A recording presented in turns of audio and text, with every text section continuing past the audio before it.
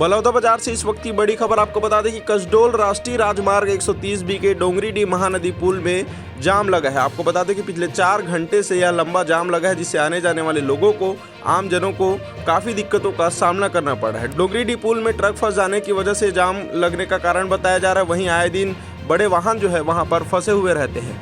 महानदी पुल में जगह जगह पर कई तरह के बड़े बड़े गड्ढे हैं, जिसके कारण से कई दुर्घटना भी होते आ रहे हैं। वहीं इस पर लगातार शिकायतों के बाद भी कोई भी ध्यान नहीं दे रहा है। आपको बता दें कि पुल पर छड़ जो है निकल गए हैं, उसके सरिया है निकले हुए हैं, जिसके वजह से ट्रक में फंस जाते हैं और वहां पर कई तरह की दिक्कतें होती है, जिससे जाम जो है लगातार कई घंटों तक लगे रहते हैं और आमजनों को जो है लगातार समस्या का सामना करना पड़ा है। बलौदा बाजार से ये रिपोर्ट जो आ रही है, आपको बता दें कि कसडोल राष्ट्रीय राजमार्ग के डोंगरीडीह महानदी पुल पर लंबा जाम लगा हुआ है।